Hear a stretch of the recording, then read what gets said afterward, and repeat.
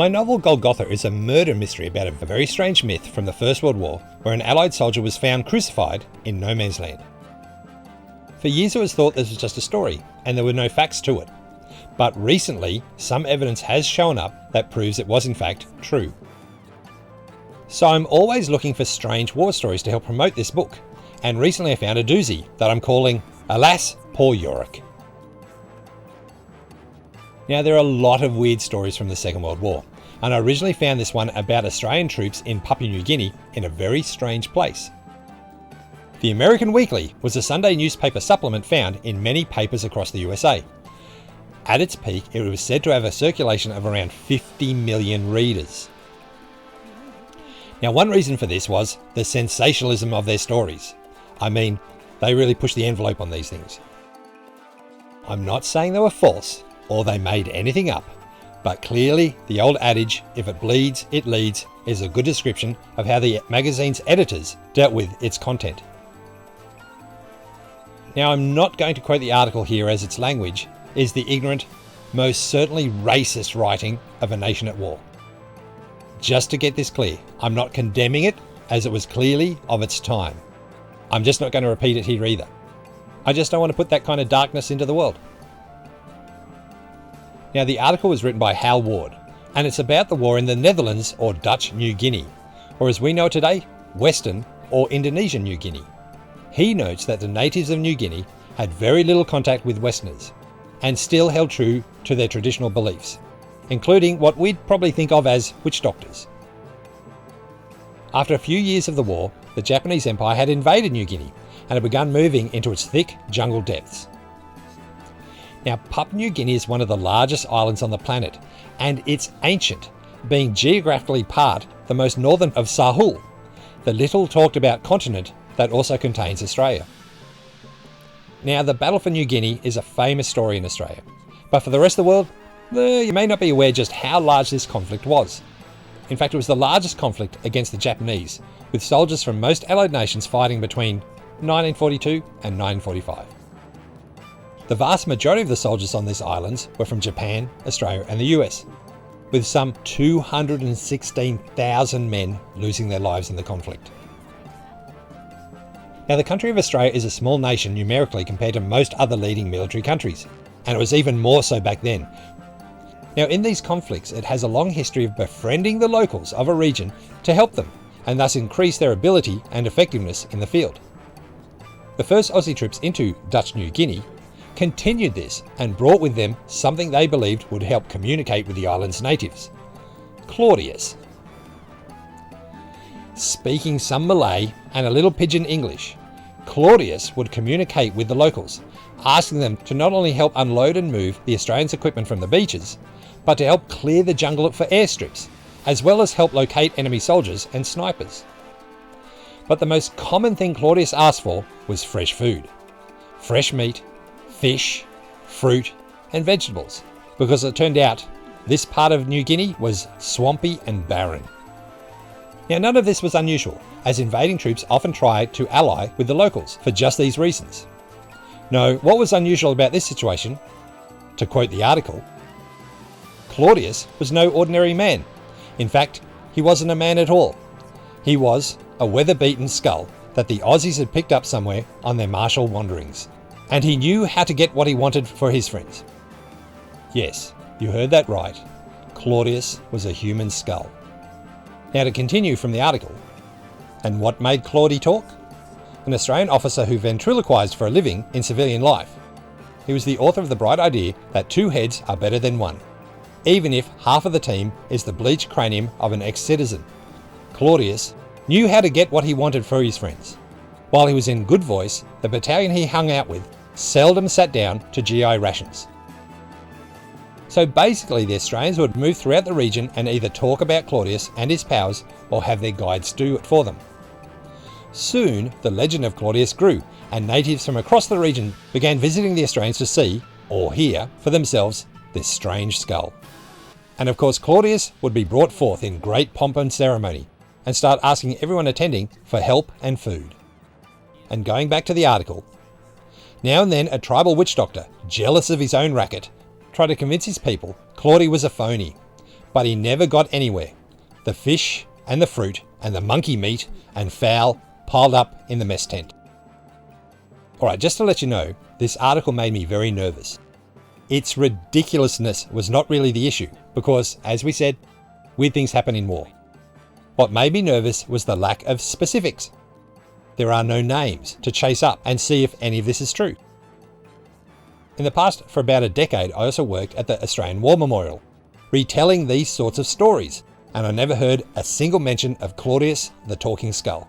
So it was time to do some serious research. Now, I did find the story repeated in half a dozen US newspapers, but that was about it, and these were clearly just repeating the original sensational American weekly story. Any other evidence of this occurrence seemed to be almost non-existent. I did find the episode mentioned in a paper, Skull Questions, the public discussion of American human trophy collection during World War II by Walker S. Schneider, and this led me to something rather gruesome. And the best way to get into that is by another article I discovered. In 2004, the Stars and Stripes reported how a skull was discovered sitting in a Chicago lake.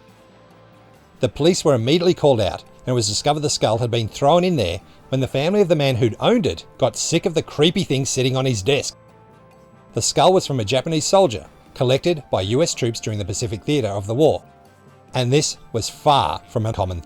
For example, here's a nasty image of troops preparing such a skull by boiling it to take it home. Time magazine even carried a story about the practice with this, a photo of a woman thanking her soldier boyfriend for the present he'd sent her from the front lines. Another Japanese skull. I guess they thought it was humorous. So it was a reasonably common practice to use skulls like this. And as you can see by these images, they were used for many things. These were young men in the middle of battle in a gruesome war. When you're in a gruesome war, gruesome humour is just part of the life, I guess. And before I move on, I should point out that that Japanese skull from the Chicago lake was repatriated and sent back to Japan because this was the skull of one of their soldiers. So I knew the practice was common. So next what I thought I could find out was if there was a ventriloquist.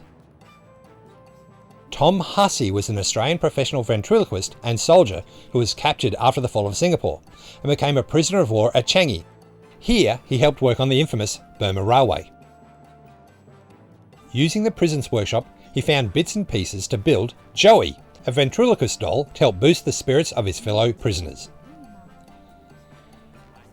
Now this picture here is actually the third Joey. The first he brought it to the war from home, but it was lost or destroyed during the fall of Singapore in 1942. The second Joey was made in Changi, but had disintegrated due to the harsh tropical environment of the camp.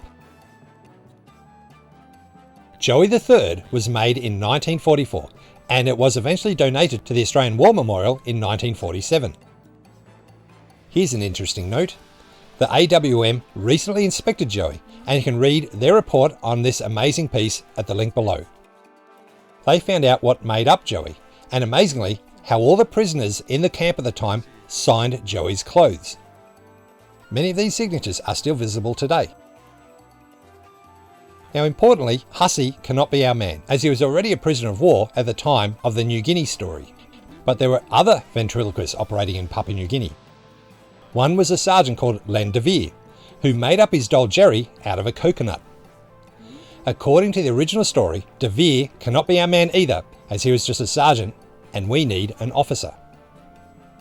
That also rules out leading aircraft man William Edmonds of William Street, Norwood, and his doll Henry, who was also doing impromptu shows in New Guinea during the war. Edmonds was part of the RAAF, so it's near impossible he would have been stationed with troops during the amphibious landings of the island. However, in researching and following up information about Jerry and Henry, I finally found evidence that the original story was in fact true. Not only did I find the following story in numerous Australian newspapers, this story also carried real names. Claudius gets results. Kaja tribesmen bow to new oracle. Our war correspondent, T. Southwell Kelly. These articles list how the Australian war correspondent, Southwell Kelly, who was indeed stationed in Papua New Guinea with the Aussie troops at the time, first-hand watched the Kaja tribesmen who lived in the swampy regions of Dutch New Guinea, quote, acted around this strange skull. Its fame has spread far into the swamplands. It is a native skull mounted on a native ceremonial spear. Its name is Claudius. It was found on the beach by the troops and kept as a souvenir. Red paper eyeballs were inserted into the sockets and lit from behind by torch bulbs. Great difficulty had been experienced in clearing the area of the inquisitive natives until an officer who speaks perfect Malay and is a ventriloquist ordered them off, using Claudius as a spokesman. Overnight, Claudius became a celebrity amongst the natives, who regarded the skull with trembling awe. When Claudius gave an order, it was instantly obeyed. When Claudius was angry, a switch was turned on and his red eyeballs glowed, and the most recalcitrant natives shivered with fear. Nowadays, the mere threat of an order from Claudius brings instant obedience. So it's true. And I would also point out the difference in the language. That paper was written in a way that was actually respectful of the natives, who the Australian soldiers were actually very close with. Didn't really contain the jingo language that was so common at the time to show that they were primitive and demonise the enemy. So why isn't this story more well known? Well, I personally think it's because this only occurred for a very short time. As Southwell Kelly noted, Claudius has become a silent oracle, for the ventriloquist officer hopped onto a PT boat and moved further up the coast, leaving Claudius behind silent forever. Until today, when the skull starts speaking to us again from this strange time in the dark swamps of Papua New Guinea in 1944. So that is a very strange story, and I'm glad to have shared it with you, and I hope you enjoyed it. And I have a few more coming out shortly, so please stick around. Like and subscribe below, and please, if you'd like to read a rollicking adventure set in the First World War trenches, grab my book Golgotha at the link below. And I'll see you later.